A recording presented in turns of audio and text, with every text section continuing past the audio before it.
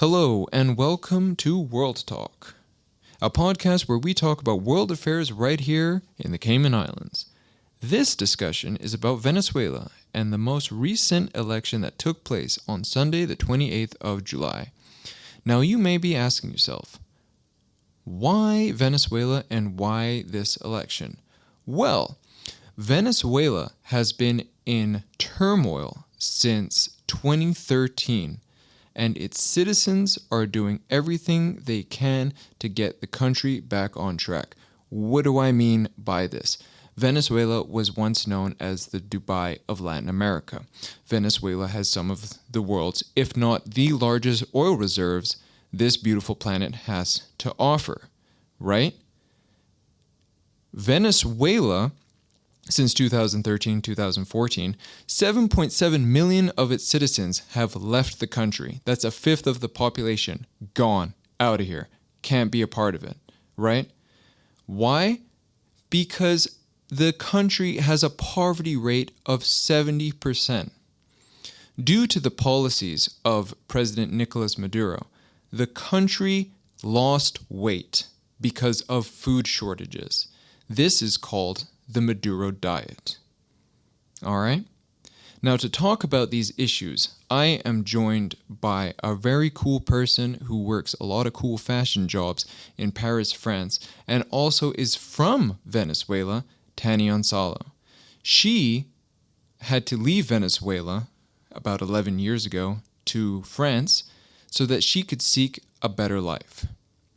Now, this discussion took place a couple days after the election, and our opinions are our own and don't represent any businesses or organization.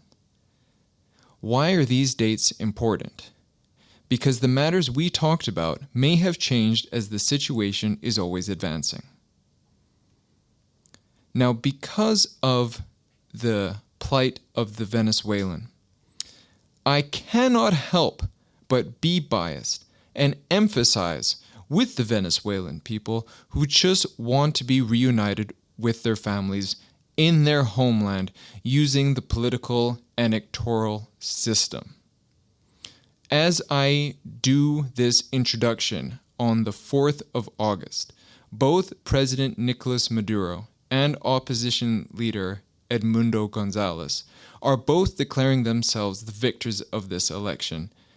And because of this, there are clashes in the streets between protesters and government forces. We shall see what happens next in this scenario, and I'll be paying close attention to it and keeping you updated along the way. Now, ladies and gentlemen, let us get into the interview.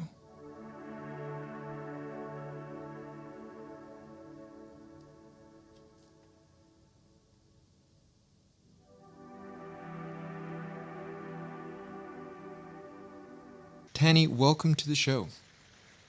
Hi, Philip. Thank you for inviting me. It's a pleasure to be here. Thank you. And thank you for coming on. Now, I'm going to start the show off the same every time, which is tell us where you're from and describe it in 3 words. Okay, so I'm born and raised Venezuelan. For me, Venezuela represents optimism.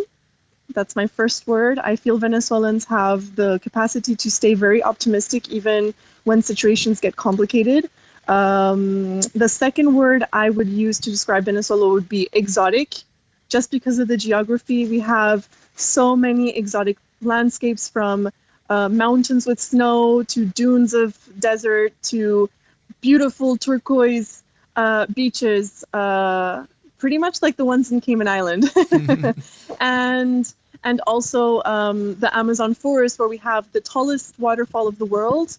And when I say exotic, I also speak about the animals that are there, the type of fruit that are there, gems, minerals. It's really a beautiful country. So my first word is optimism. My second word is exoticness.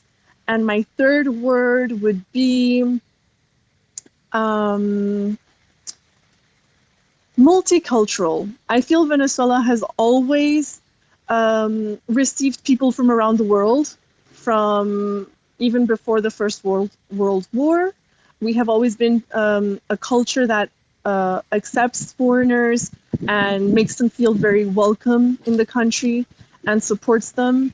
So I would say multicultural as well. I feel that we have so many different cultures. I feel Venezuelans are very multicultural.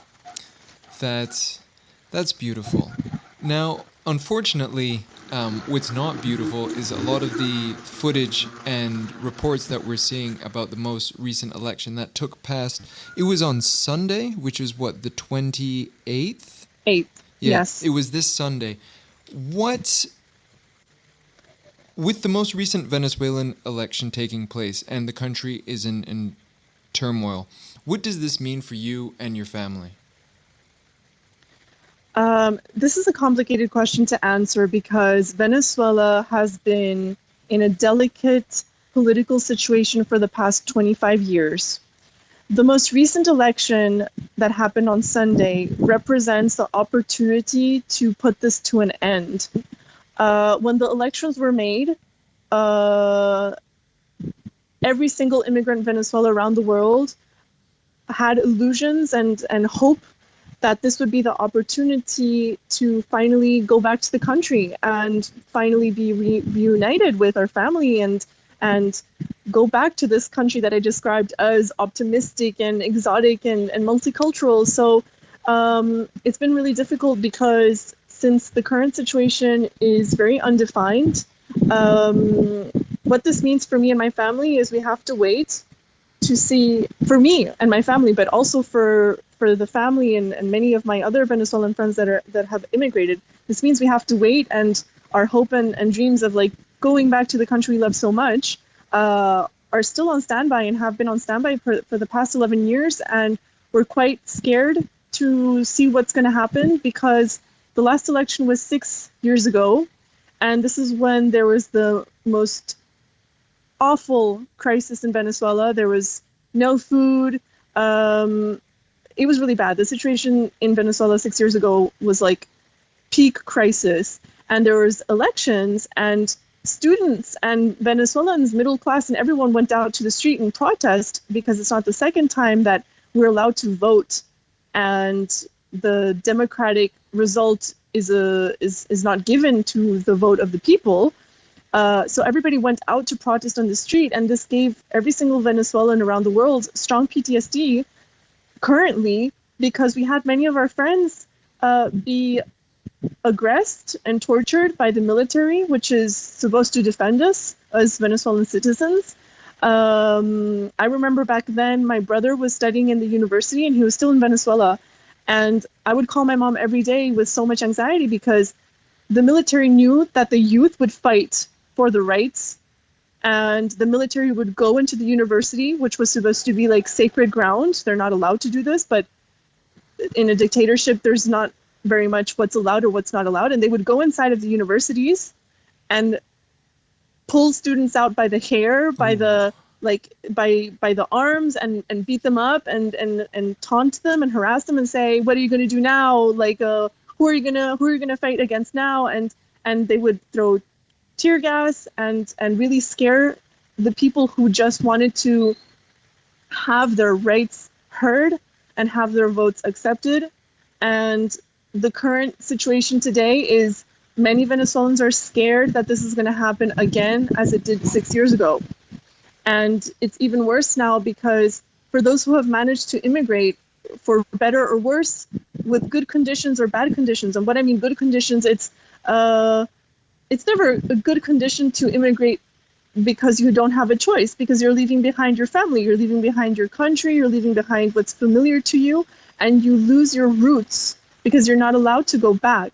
But I say some people had the privilege to leave Venezuela on better terms than other people who had to literally swim across rivers and like cross the borders in very delicate situations. And those who are still in the country and have not managed to leave are people who are very humble. So we're scared to see who's going to defend the country now, because when you see the news and when you see the people who are suffering and crying and asking for a change. It's people who are very, very humble, and what they're crying out for is to be able to be reunited with their own family who have left Venezuela in poor conditions as well. So we're scared, and what this means for our family and for me, it means we don't know what's going to happen currently with the situation in Venezuela, and we don't know if we're going to be able to be reunited as we hoped for. Geez, I mean, I watch the news, right, and I see things like through the screen, but to hear these words and the grief, the uncertainty, and there's a lot to this. For example, Maduro, when he came into power, I believe it was 2014 after Chavez died, and 7.7 million people left the country. The economy tanked. There was the Maduro diet. It was just, and what's crazy is Venezuela has some of the world's largest oil reserves. So to see all this, the country go into poverty while the country still can provide for itself, but it just doesn't due to this regime. It's just, it's sad. It's very sad, especially since Venezuela used to be considered the Dubai of Latin America.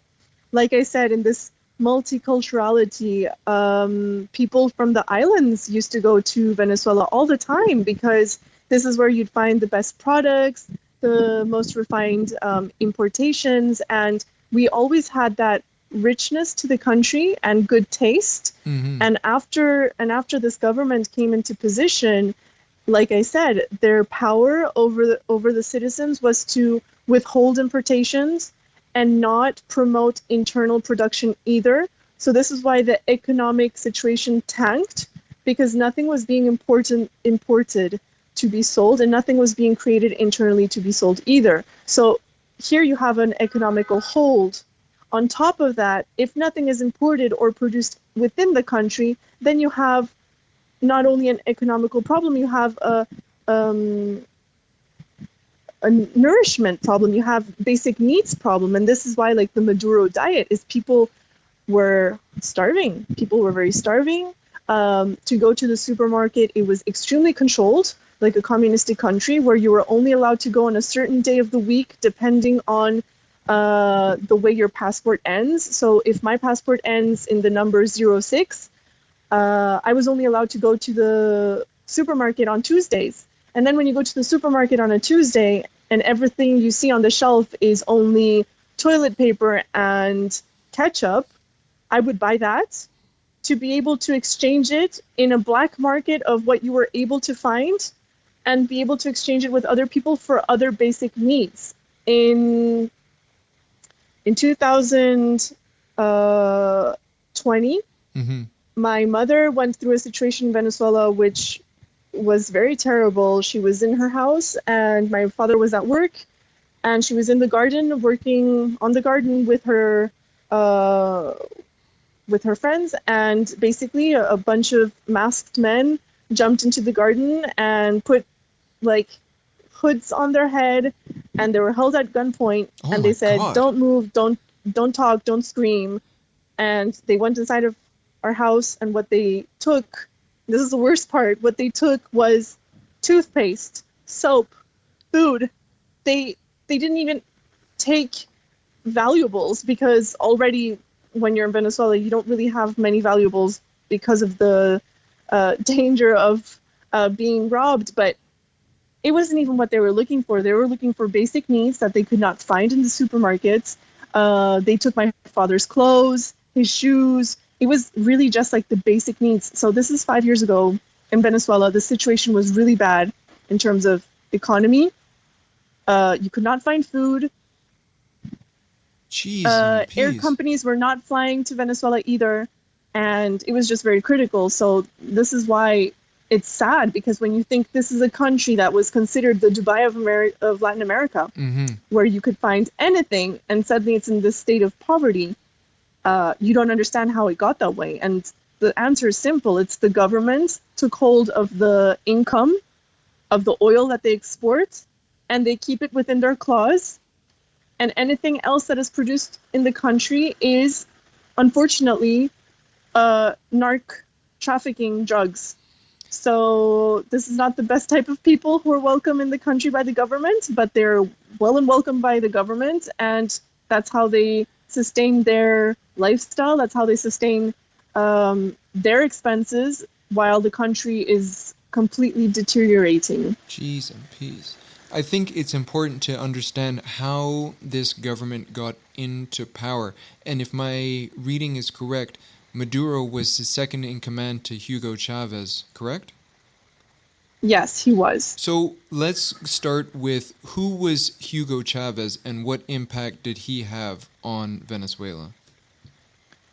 So when Hugo Chavez came into power, I was very young. It was in 1998, and he used to be a soldier. And the ideal he gave to his comrades was, if I come into power, I will make the poor have a better lifestyle. I will make the country socialist. And he made a lot of idealistic promises, which is what made the army back him up. And he did a coup, and he got into power, and this is how he managed to get into the position of president. And I remember I was very young, so it was in 1998. I was probably 8 or 9 years old, so I didn't really understand what was going on, but this is what happened and how he got into power. And then after he got into power, he did not leave for the next for the next years. And with that power came greed, and with the greed came all of his failed promises and lots of poverty, and yeah, it's really bad because there's France, and when you look at France and you say, look, France is socialistic, but they still have health insurance and they have public education that works and all of this. The synonym of socialism in France is, okay, a country that has rights and a country that has things for everyone. But when you say socialism in Venezuela, it means death, it means separation from your family, it means the decadence of a country. So those last years have been like crucial to showing how, when ideals are not really promised as they are said, which, I'm sorry, many politicians always make lots of promises, but still it has been the result of a horrible decadence. So the second in command is Maduro. There's lots of speculation around when he came into power because they don't consider him Venezuelan. They actually consider he comes from Colombia. But there's a lot of mixed news. So there's a lot of people asking for his birth certificate. And Maduro used to be a bus driver before being second in command of Chavez. So there's many people saying the same way people say make America great again. They say make Maduro a bus driver again because they really are just like, this is not possible. This is the person that is leading our country. So Chavez dies in 2013, is it? Yeah, around that date, yes. And this is around the time you left Venezuela. So before we get into your journey, what did Chavez's death mean for the country, especially its political system?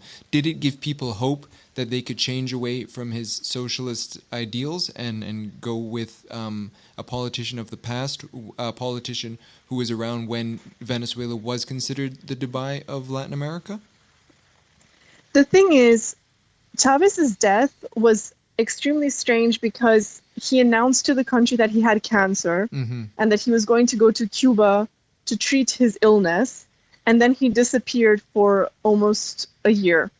Ooh. And at a certain moment, the Constitution said a president has to show face in the 6 months, if not there's consequences, right? Right. And then the Venezuelans started asking for Chavez to appear because they were not showing anything about him, no videos, no information. And Chavez is someone who loved to be in front of the cameras. Chavez would be someone who would spend hours talking on the TV, and he would cut the national television, would be him talking for 17 hours straight.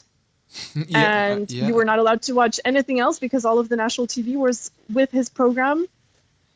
And all of a sudden, he was no longer on the news. He was disappeared. So this was very weird. And for 6 months, no one knew where Chavez was. And everybody started saying, if he does not appear, then we call forfeit of his presidency. And that's when they announced that he passed away. Ooh, So that is suspicious. there was it was a very strange moment because we didn't know if he had passed away months ago. Mhm. We didn't know if it was recent. And there was a lot of grief, you can say, for those who followed him. And I don't want to say that people rejoice of the death of someone, but yes, the death of Chavez represented a new hope. And this is the only and first time ever where dictatorship could be announced officially in Venezuela because Maduro took the power without there being a vote.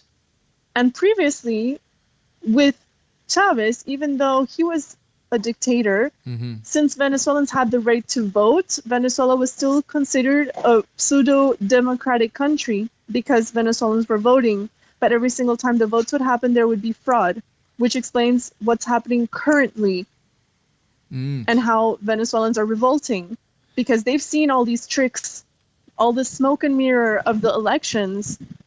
The thing that was most impressive this Sunday was normally every single state votes, and by constitution, we have the right as citizens to go outside of the voting house and stay there and witness the result of the machine and see the exact number of votes and who won in that state. Right. So the opposition, what they did this Sunday was they asked every single Venezuelan citizen to stay in front of the voting houses until the factual numbers and figures were announced. Because where does the fraud come in? Usually the results on these papers called chorizo would be sent to the CNE, which means National Center of Elections of Venezuela. And then they would say whatever figure that they want. They would say, 60 to 40%. And everybody would not understand because they're like, but when we were doing the votes in each state, it was a different result. How is it all of a sudden that Chavez has won? So that's where there's a fraud because the CNE announces a result that they want and it's not the real one. So how, and we've been going through this political result edging or fraud, how you want to call it, for the past 15 years. So this Sunday, what the Venezuelans decided to do as a community, as a country, as citizens, was after voting, they stayed and they witnessed the actual results.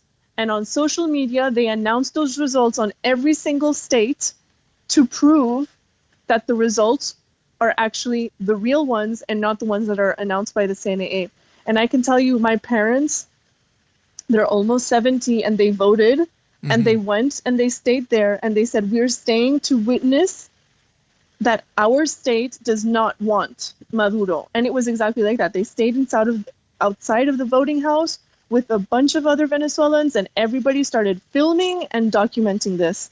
So yeah, it was pretty impressive because it was a huge wave of unity and saying, we're not going to let them rob this one again. And that's why on Monday morning, when the CNE announced Maduro was the winner, all Venezuelans were hysterical and frustrated and really confused at what else can they do to prove that this is not what they want. And this is just like one crumb of information of how bad the voting situation is, because many voting centers were sabotaged and boycotted by the military, and they were not letting people vote, and people were kicking down the fences, screaming, we want to vote, because that's their right. Right. And it was very, very, very inspiring to see how the Venezuelans united to really speak their voice and say what they truly want in the country. I have to ask, especially about the military. I see reports that Venezuela has a poverty of 70%. Now, I'm trying to just figure out because the military and the police officers and the government officials, they have to live in the same country. They're looking at their peers, their neighbors, people they went to school with. Is the economical situation in Venezuela so bad that some of these military personnel just have to be this oppressive force as a way just to survive for their own family? Okay, so that's a really important question because yes, they are fraternity. They're Venezuelans too, and they're also in the same poverty. And those who have the right to access food and have more riches are the higher ranking soldiers. Mm-hmm.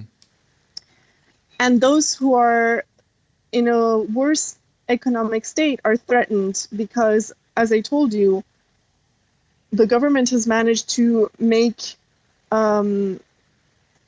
partnerships with narcs and cartels, and they have invited them to the country, and they are being paid very well.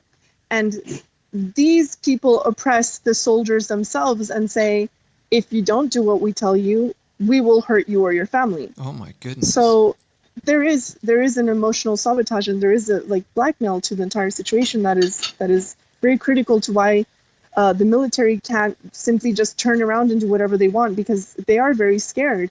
And the videos that are currently circulating about the military is they're taking off their uniform in tears, saying, we do not want to shoot against our fellow citizens, brothers and sisters who are Venezuelan too. We can't do that again, because this is what they were asked to do 6 years ago, and they are scared that they're going to be asked to do this again.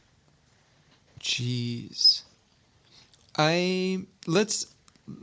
me ask you, who is Nicolas Maduro? And when he first got into office, what was the attitude on the street? And this was in what, 2014? He was sworn in, or was that 2013? 2013. He was sworn in 2 weeks or 3 weeks after they announced Chavez's death. And that's why I say it was a dictatorship, because they did not establish a democratic vote to vote for him as president. Dang. And it was very strange. It was very strange. He used a lot of spiritualism to say that Chavez had chosen him and that he needed to be the next president. And there's even a parody of him saying that he was on the balcony one day and a little bird came and landed on the balcony, and he said that this was the spirit of Chavez, who was really showing and proving that he is the chosen one after him. Jeez. Which, when you say that out loud, it's very crazy. It is crazy, and we'll definitely get into who he thinks he is. But quick thing, when did you leave Venezuela? I left Venezuela exactly when Chavez died and Maduro came into power. So Maduro has been in power for around 11 years now. And you've been living in Paris, France for 11 years. Exactly. So when he came to power, or during the death and the transition of power, what prompted you to leave your homeland? I think already seeing the situation of the country with Chavez's regime made me know that if I wanted to develop my career and develop my future, I would have to leave the country. Mm-hmm. But that window of when this happened was exactly the right time to do so, because once again, I did not know what was going to happen after that, and quite possibly I was going to be stuck in the country, which is a horrible thing to say because nobody wants to say they're stuck in their homeland. But this was exactly the feeling that I had, and that's why this happened this way. It was I had no other choice. Did you speak with your parents or your family and say, listen, I cannot stay in this country, the turmoil, it's not good for me, I have to leave? What was that conversation like? Oh, they're well aware, and they support it, of course, 1,000,000%.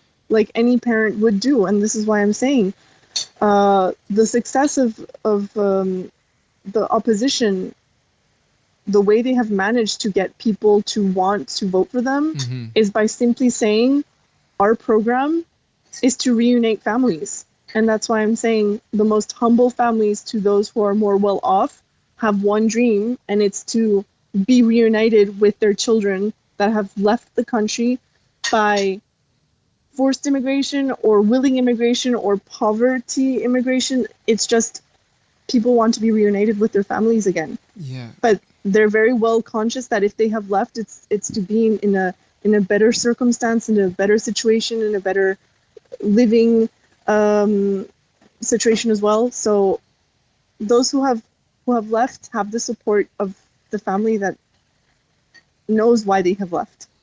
Dang. Now, are you allowed to vote in the election being abroad? Can you, was it mail-in, can you write in like a mail-in ballot or something like that? Normally you can. In the embassy you can if you register. Okay. And did you register? For this period, I did not register. And did you not register because of the being disenfranchised from all the tricks that they would play in elections past? Most likely. And I know that this conversation with my friends is pretty much the same. I know on Sunday, when we had this conversation and I asked them if they were going to vote, they said no, because it's always the same thing.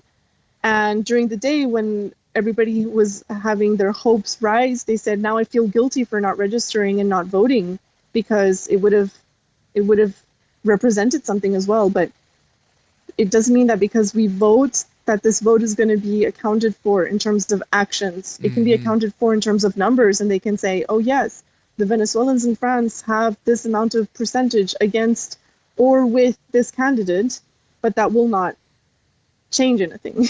Mm-hmm. Why France? Was there so was it easy for you to leave Venezuela, or did you have to get like approval to leave? What was that process like, leaving Venezuela? Oh yeah, I did have to get approval to leave Venezuela. Like I explained earlier, there's a list of countries that you're allowed to go. Mm-hmm. Generally, countries that have a socialistic background or a communistic background are the countries that are on this list. And then the second thing that you have to prove to the government is what you're going to do there. So if you're going to work, if you're going to study, it has to be also a second list of careers that they approve and accept. And I had to do all of this and very delicately curate what I was going to say so that the government would allow me to leave the country, but I had to show them. Hello? Hello? Yeah, sorry about that. My phone glitched and it disconnected the call. It's okay. Up until where did you hear? So you had to curate your answers for the government to let you go off to France. Exactly. And make sure that they would accept my proposal for them to allow me to leave. And I had to buy a plane ticket to leave and come back and prove it to them. Like I had to show them that I had both way tickets. Mm-hmm. And the return ticket I never used. And it's also one of the reasons why I'm probably kind of stressed to go back to Venezuela, because I don't know how they would react about that. Dang. So originally, how long did you say that you were going to be abroad for? 6 months. And you just never came back? Exactly. What was that like for you, starting a completely new life in Paris, France? I mean, did you speak French before going over there? No, I did not. I learned here. Wow. Dang, it's just so sad, right? Venezuela was once a beautiful country, and then just these nut jobs get into power and just ruined it for everybody except themselves. You know, it's just, for example, I was seeing this press release from the former U.S. Justice Department under what's his name, Attorney General William Barr, and they had put a $15 million bounty on Maduro's head because Yes. of drug trafficking. And it's like, what on earth? Like, you have all these oil reserves. You know, you could be a big player in the region. I mean, they, to your point, Venezuela was once known as the Dubai of Latin America, and it just became a narco state. What Exactly. when you see headlines like this, you know, what was going through you and your family and your friends about this? Were you seeing like your country go in decline? What was that like to see? Um, it's it's hard to see. It's hard to see because it does not mean that because they publish this that something is going to happen. Mm-hmm. So this is a frustrating aspect about it. And also it's not because it's published that many people will believe it either. Mm-hmm. So this is always a conflicting situation of is it true or not, and is it fake news or not? And like many dictatorship countries, they control a lot of the communication. So it's very difficult to know what are the true news. Right. And when something like this is announced, I feel that many people might have the hope that this will have a consequence, a positive consequence, Mm-hmm. that there will be a bounty hunter that claims this. But it's been 25 years that Venezuela has been under a dictatorship regime, so it's very difficult to have the faith that that will change. Dang. Where during on after the election, there was a lot of support internationally from example, the U.S. Secretary of State Anthony Blinken was calling for all the votes to be, you know, made in a transparent manner for everyone, for international observers to look at. You had the Argentinian President Javier, I forget how to pronounce his last name, Milei, I believe. He even was saying, you know, we need these results open. Does that give you hope that Venezuela is not isolated and just has to deal with this issue internally, that there are external forces out there that also want to see Venezuela prosper again and not be under a dictatorship? I feel that recognition does help. Foreign recognition does help. But I think that the only way the situation is going to improve will have to, unfortunately, come internally from the country. So this is what everyone's worried about, how that's going to pan out in the next months, or if it's just going to be 6 more years of the same thing. Mm-hmm. One thing that's cool about today's technological climate is you had said that dictatorships often have a stronghold on the media. However, with a phone in everyone's hand and access to the internet, a lot of videos have been emerging from the streets, right? So I've seen some videos, I'm sure you have as well, of statues of Hugo Chavez falling down, posters of Maduro being ripped up. I even saw a video of a guy allegedly being kidnapped. It's nuts. I bring this all up to say the opposition in press, in news interviews, they were saying we have the figures, but they would just say this, they would never show the figures. But today, I think I sent this to you. I did send it to you. Today, they actually started to release the figures.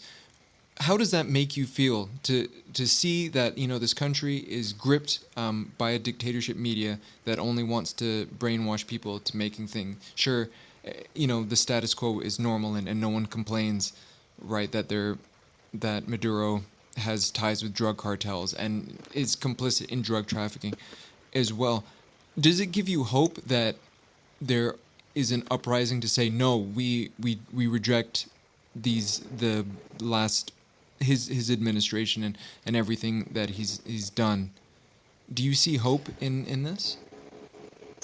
I think, as I described Venezuela as an optimistic country, I think there will always be hope, but things have to be different, and we do not, as Venezuelans, want to repeat what happened 6 years ago, because 6 years ago when social media and citizens would grab their phones to film They cut all of the telecommunication systems in Venezuela so that the information wouldn't get out. Ooh.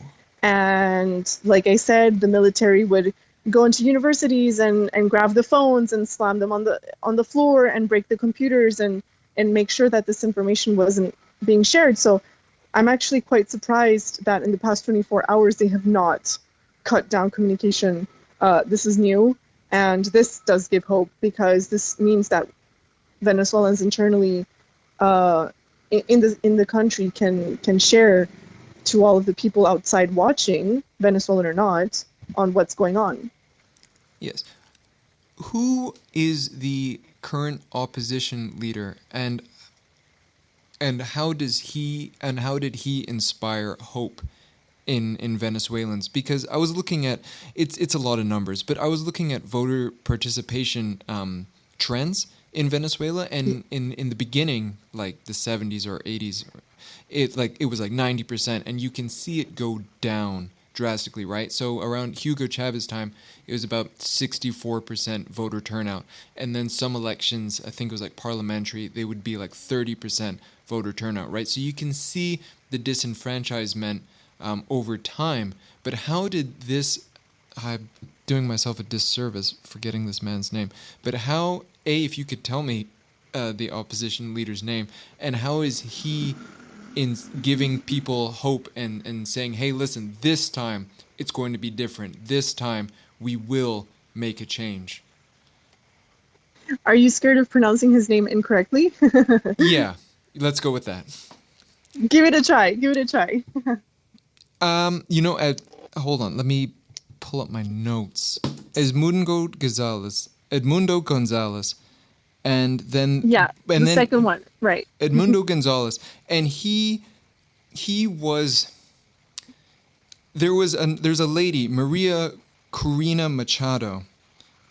Exactly. She was banned from elections, right? And so exactly. Edmundo Gonzalez. Yes. He was decided to collaborate with her. Right. They joined forces. What does that mean for you to see a lady, Maria Corina Machado, be banned from running elections because she's so powerful, but still, amidst all the fears that she faces, right? Because the Maduro regime, they will use the military to crack down on students.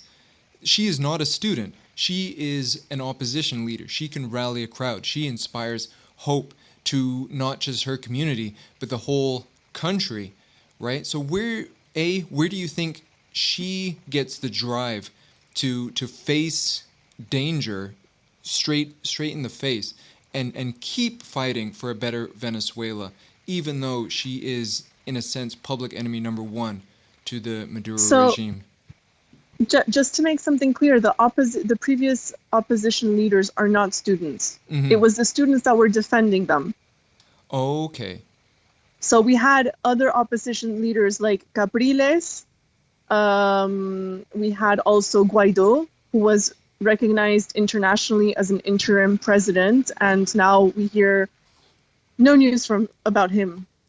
So what happened to him? We've had other. No one knows. Oh my goodness. No one knows. And that's the point. It's been more than 10 years of frustration of having very strong leaders saying, oh my God, he's recognized by international countries. This is going to be a change. It's going to be a change. It's going to be a change. And we're just depleted of how many times we've had a national hero step up, and it rallies the people. It gets hope. Mm-hmm. It gets people out on the streets. But nothing fundamentally changes. So the thing that I said was very strong about Maria is she promised the people that they would be reunited with their families again. This is her main strategy. If you want to call it a strategy, this is her main purpose and goal.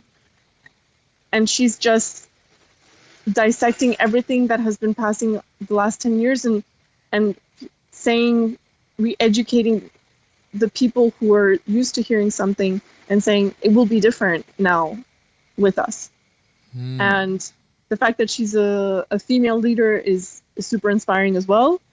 But once again, they're strong, but other opposition leaders have been strong as well, and they haven't managed. So, as frustrating as that might sound, I'm sorry if you can hear the ambulance in the background. It's all right. It is what it is.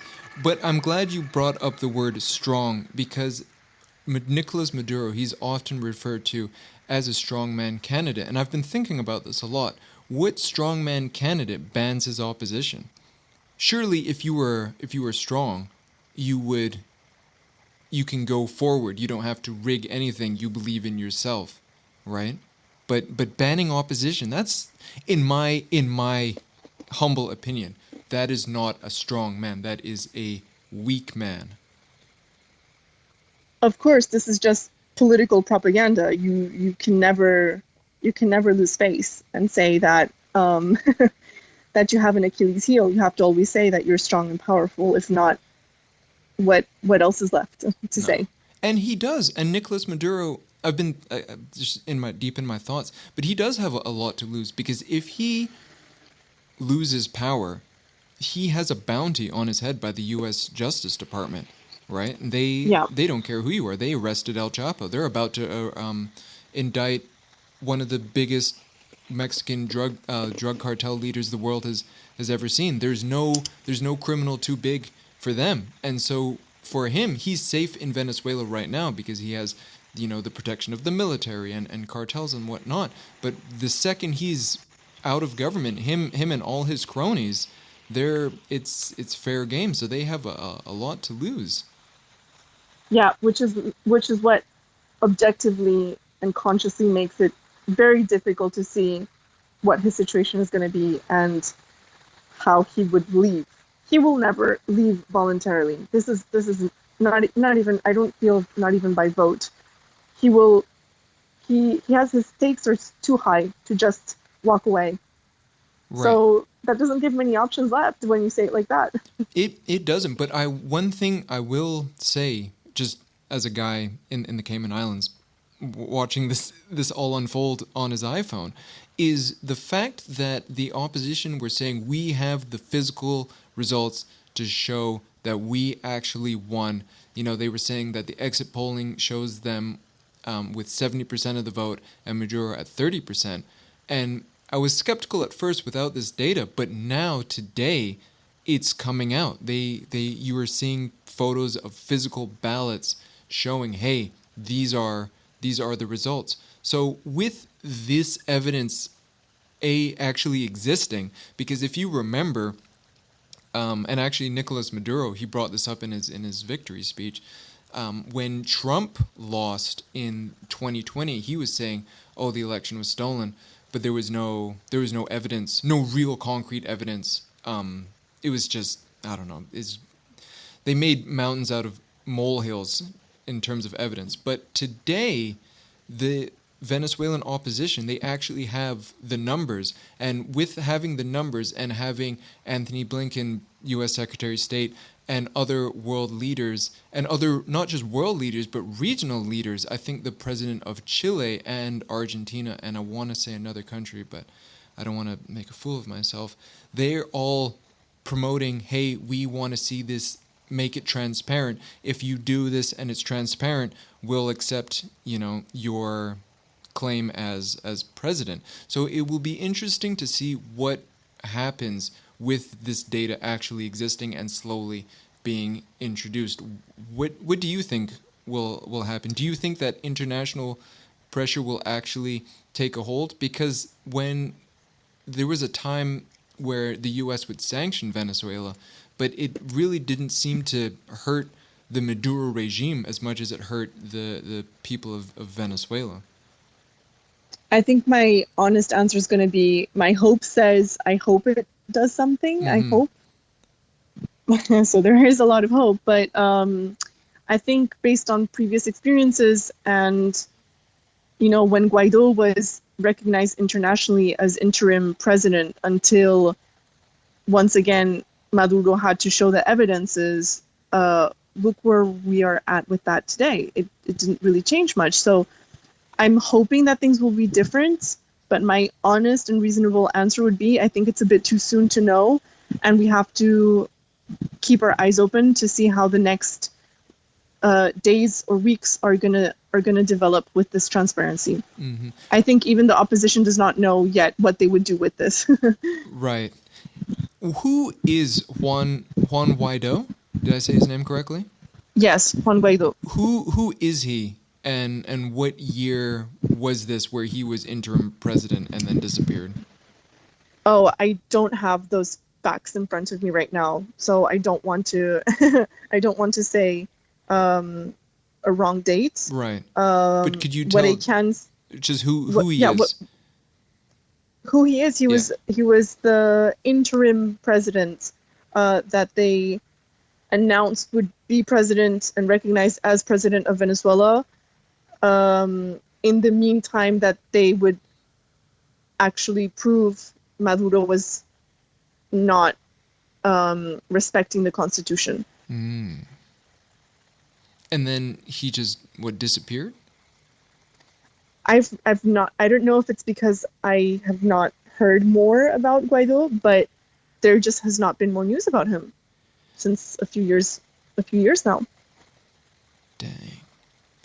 When you see, going back to social media, when you see videos of cops in tears taking off their uniforms and joining the protesters, and military personnel taking off their uniforms and joining the protesters, what do these images mean to you? Um, I think it means, aside from hope, it just means that Venezuelans are really tired of being hungry, are really tired of being away from their families, are really tired of just this general situation. So it makes me feel sad, but also inspired that even the military wants things to be different now. And once again, the word hope comes a lot. This will be different this time. So it's very complicated to say, but because once again, social media can always be manipulated, and the narrative can always be misconstrued. So I just hope it means that, Venezuelans will fully unite with the forces that need to be together so that there's a positive change for the country. My last question about Venezuela will be, when you are watching the news and speaking to your family back home and your friends, what is that like for you, watching these updates in real time? Does it give you hope, or what? It's complicated because at the start of the day you see the hope rising, and like I say, for my foreign friends that didn't vote, they felt the hope as well and felt even guilty for not participating in voting. And then there's a lot of excitement and tension around it to see how everybody's coming together in a unison, and it gets the spirits up. And then there's always like a moment of quiet to know the results, and then there's disappointment and deception. So it's a real roller coaster of emotions. And to be 100% transparent, the fact that I can still get news from my parents gives me a great sense of relief, because like I said, I wouldn't be surprised if they get cut off in telecommunications to not be able to communicate. Oh, jeez. Man, that's horrible. And I just want to throw in these. Oh, don't worry about that. Don't worry about that ambulance. I just want to throw in that when Maduro came into power in 2013, there's some news reports I was watching that say that 7.7 million Venezuelans, that's 1/5 of the country, since 2014 have left Venezuela. Yeah. And with these election results, there are groups and organizations who feel that there will be more of an exodus leaving Venezuela, it's just a shame that people have to leave their homeland, a land that could offer them so much. When you speak about Venezuela, how it has all this different terrain, you can go snowboarding, you can go to the beautiful beaches, there's these beautiful dunes. Just to see all that go to rubble due to the greed and corruption of a select powerful few, it's just heartbreaking. It definitely is.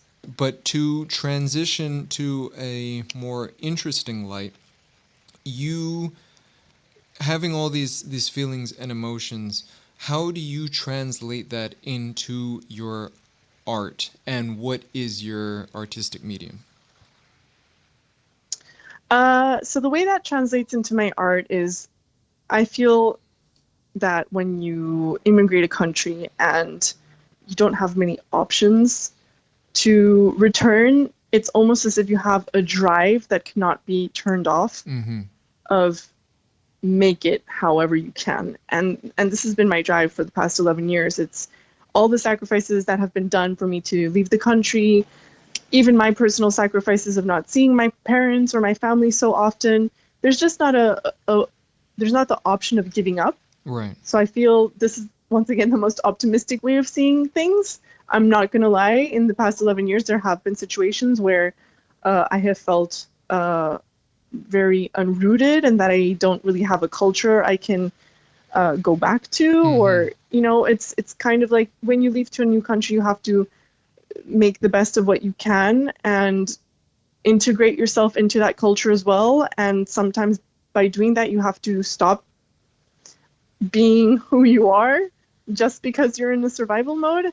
And I feel some countries are more difficult than others. Like adapting to Spanish-speaking countries might be easier because the culture is quite similar and all of this. But the way that helps my art is it inspires me to know that all of the things that I have done and that the people who support me have done for me as well has to be worth it. And this is probably the most important thing I'd have to say about the situation, is just this willingness to not give up because of everything that you've gone through. And that's how I express it through my art, because I continue, and my art is fashion. So I've been in Paris working in fashion for the past 10 years as well.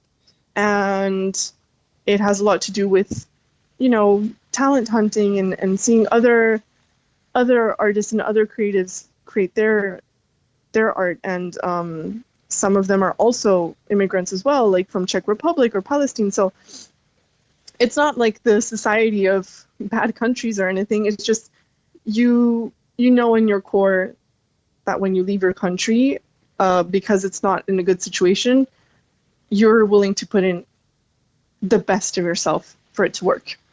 Because it has to work. Yes, and because you want it to work. It's you don't want to fail. The people who have supported and have also sacrificed so that you can get this far. Yeah. What exactly do you do in fashion? Are you a designer? I left as a designer. Yes, I left the country as a designer. But being here, I saw that there's many other different creative mediums. Mm-hmm. So I decided to pursue the creative medium of trend hunting and content strategy in fashion, which means finding out what are the main fashion subjects that are gonna be the next big thing, and talk about that and develop content around this. And it's really interesting and it's really fun. Now, you have had a very cool trajectory. You've worked for some very influential institutions. Would you like to share who you used to work for? Yeah, of course. I have worked for big brands as the likes of Abercrombie and Fitch, Louis Vuitton, Vestiaire Collective, and even Vogue. All right. Now, what were you doing at Louis Vuitton? And that must be so cool, being in Paris and working for the Louis Vuitton. Because in Cayman, I don't think we get Louis Vuitton culturally, other than it's just expensive, right? So I understand. What did it mean for you to work for Louis Vuitton in one of the world's leading centers of influence, being Paris? What was that like for you? It was super impressive. They have a really, really strict and strong onboarding team, which teaches you the heritage. It's inspiring as well, because you understand where Mr. Louis Vuitton comes from and everything he did. to manage to get his fashion house up and running and to see what that has become today is just incredible. And like I said, in Paris, it's the city and home and cradle of great designers like Chanel, like Dior, like Louis Vuitton, Yves Saint Laurent. So there's a lot of heritage in Paris, and that's what I love about the city. You kind of are inspired by people who have worked really hard to build their empires, and now you see their empires today. Nice. And when did you transition from Louis Vuitton to Vogue, or was there a company in between? There was a company in between called Vestiaire Collective, and I worked for them as a content strategist. And then I went to Vogue as well, managing the editorial content for the 28 Vogues. So all of those experiences have really enriched my trajectory and have inspired me to continue working in fashion. And that's what I'm going to continue to do now that I have all those experiences in my heart and in my brain. Nice. So you have been working in fashion in Paris for 10 years, and now you're about to launch your own new project. Could you share some details what exactly you're going to be up to?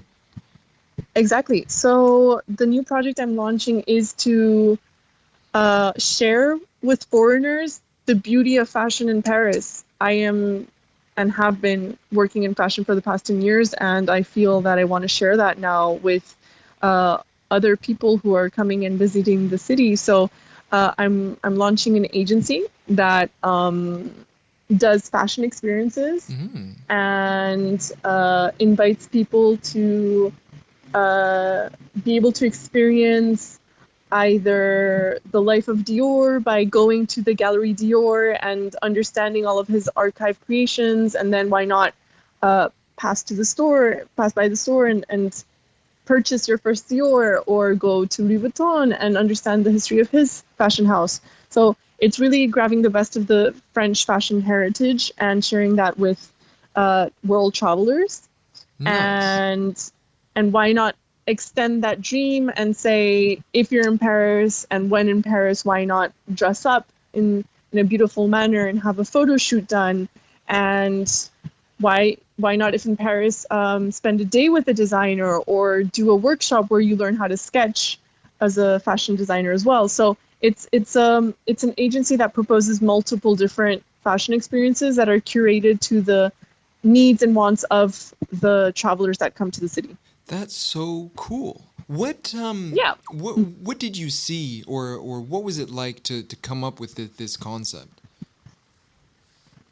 I felt it was the obvious choice because of my experience and also what I wanted to share and what inspires me. And I feel that if those subjects have inspired me for the past 10 years, and my peers as well, I feel that this is something that can be shared and also inspire others. And I think that's really special. That is very special. When is your company going to be launched? I'm sorry, I didn't hear your question. When will your company be launched, or is it still under construction, or No, it's been launched. Oh, Now it's launched, and now we're expecting to start talking about the services and kind of rallying up, do the communication and the PR of the company so people can know it exists, and it's a really exciting time. Yes.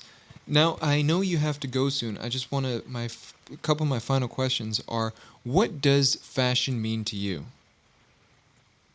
Fashion means to be free to express yourself with what you wear and not care what anyone else thinks about it. It's freedom. Fashion for me is freedom. That's the way I see it. What is your favorite part about fashion photo shoots? Which I will say, I'm a huge fan of your work. I like your editorials in Nasty magazine, and I remember that magazine because I have tried to get my stuff featured, but it's just too intimidating for me at the time, as of right now. But maybe we should collaborate. I think so too. But so, what is your favorite part about fashion photo shoots? I think working in a team and the creative process of it are my two favorite things because you have the brainstorming part of the creative process where your entire team gets together and I do the creative direction of it and I talk with the photographer and I understand the vision that they want and then I talk with the makeup artist and I talk with the model and the different fashion designers that I choose to participate in this photo shoot according to that vision. I just bring it all together as a creative director, and that creative process of getting the vision from an idea to reality is just so exhilarating and my favorite part of creating an editorial and working in any creative idea. It's the creative process of getting an idea and making it come to life as a team. Yeah, that's my favorite. To me, fashion, it's just fun, and you Yeah. no one dresses like, well, I don't know about Paris, right? But when we do fashion shoots in Cayman, no one dresses in these extravagant gowns or has this beautiful makeup just on a daily basis. So it's fun to create your own little universe in your surroundings. That's my favorite part about it. But I would agree with that. I have to ask, and this is just, I guess, me being ignorant. What is a creative director? Sometimes I think it's just a term that's thrown out there. But hearing you describe like all the different roles you do to bring a shoot to life, I think it's best if you could give the definition of what a creative director is and what their role is. The role of a creative director is to ensure that the vision is respected in all the different departments that have to participate to make that idea come to life. Mm-hmm. It means the photographer and the way he treats the colors, the angles, the shots have to be in line with that main idea. And same goes for the makeup artist, same goes with the model and the poses she has, and also with the fashion designers that will be represented. So the creative director is fundamentally the person who keeps the entire project in line with the main vision. Because sometimes you can produce many amazing things, but if it's not in line with the vision, then it's the role of the creative director to come back to the purpose and the original idea. This idea can always evolve, of course, but like you still have to have a person who can really objectively pull all of those teams together and really make sure it works with the brief. Nice. That is beautiful. And my final question to you is, if you could give some advice to the world, what would that be? If I could give some advice to the world, it would be have more empathy and try to get out of your comfort zone, because usually that's where magic happens. That's the most bumper sticker thing ever I could have said. But when you work with other people and you have empathy and you get into other people's shoes, you realize that there's common ground, and in the common ground of other people and other cultures and other even departments, you can understand that working together can really create amazing things in terms of art. Mm-hmm. And the only way you can see that is by having empathy and being kind, because I feel that we need a little bit more of kindness in the world right now. Just, gratuitous kindness, like free kindness, because kindness is free. It is. Everything costs so much these days, but it doesn't hurt to be kind. Or it doesn't pay anything. It doesn't cost to be kind. You can just be kind. Exactly. Well, thank you, Tanny, for taking time out of your day. I know you have a full week of wonderful things to create, and I'm kind of jealous of you. Wish I was doing that. But you know what? One day, we will probably work together. We will. Yes. We will. And you know what would be even cooler? If you came back to Cayman, and we did something. That would be insane and something that I'm definitely going to put on my bucket list. Nice. Yeah. That would be cool. Well, thank you so much, Tanny. I do believe there will have to be a follow-up interview as the situation in Venezuela continues, but also me being who I am in Cayman fashion, I do think that there's a lot more conversations to be had. So thank you again for taking the time and chatting with me. This is actually my first episode. I was supposed to do one last week, but just scheduling. So I'm glad it was with you. It's an honor, and thank you. And definitely, we can have another follow-up conversation. Like I said, I don't have much visibility on how the things are going to evolve with my country, and I would be more than happy than sharing also how other creative projects and my company evolves too, and share that with you as well. Great. Well, thank you so much. Thank you. And have a great Thank you, day. Philip. Yes, you too. Thank Goodbye. you. Bye-bye. Ooh. Ladies and gentlemen, that was the first interview I have done in a very long time. Her name is Tanny Onsalo. We actually went to primary school together. Tanny used to live in Cayman, but we've stayed in contact for the many years. Shout out social media. Social media definitely made that connection. I followed Tammy's work for a long time, and now that when I have been getting back into, well, for those who know me, I enjoy photography. I enjoy fashion photography because it's fun.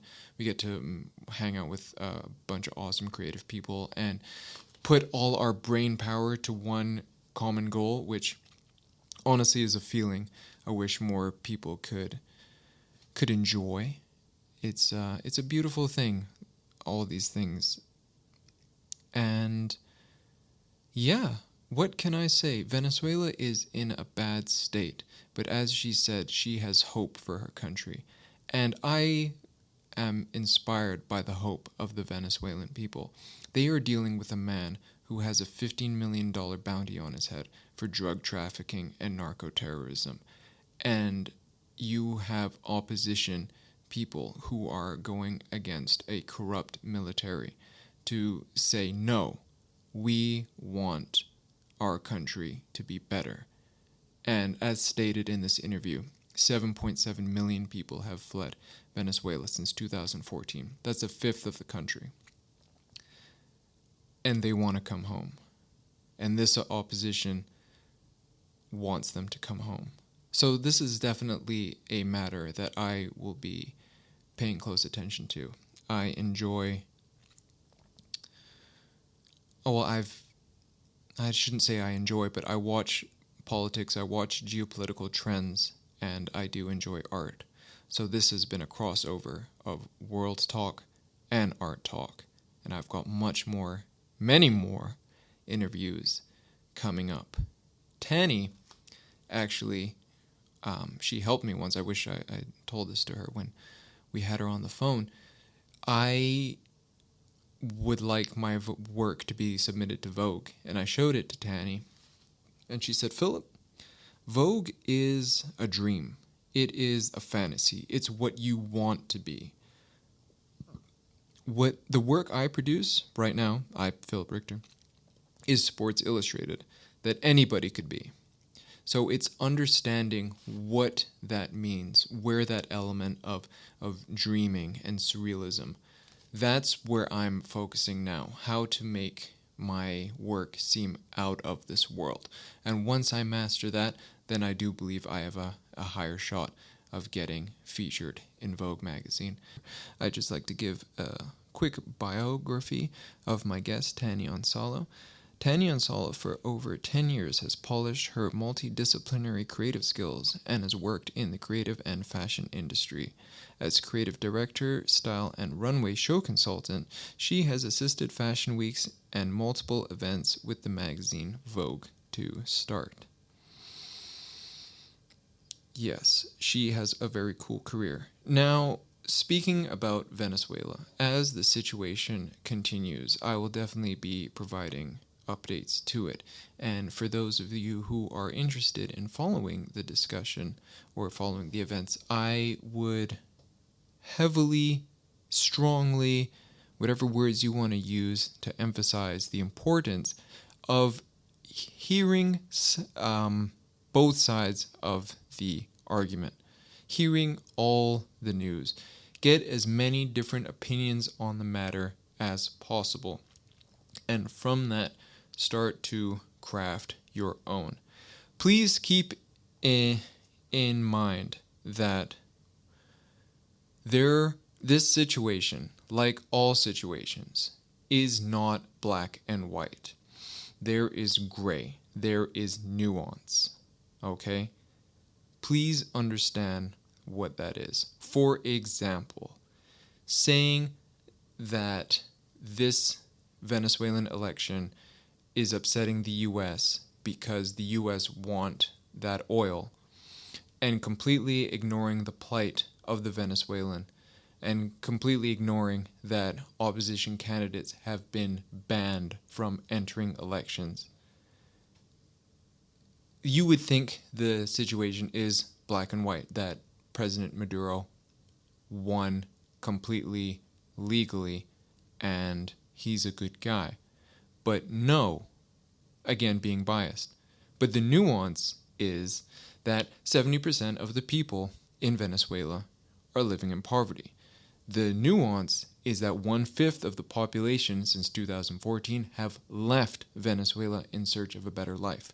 The nuance of the situation, the gray area, is that the opposition wants the people to come back home.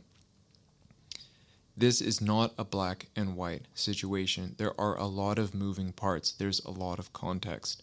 And the more you can educate yourself on the why, I think the better you will be at being able to talk about these situations. As things go on, there are viewpoints and opinions that I may change. And that is because the only person that cannot change their mind is a fool and a dead person. And I am neither. So, thank you for tuning in to the first episode of World Talk.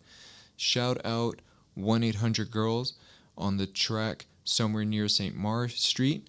I know many moons ago you gave me free rein to use your music. I'm hoping you hold those words.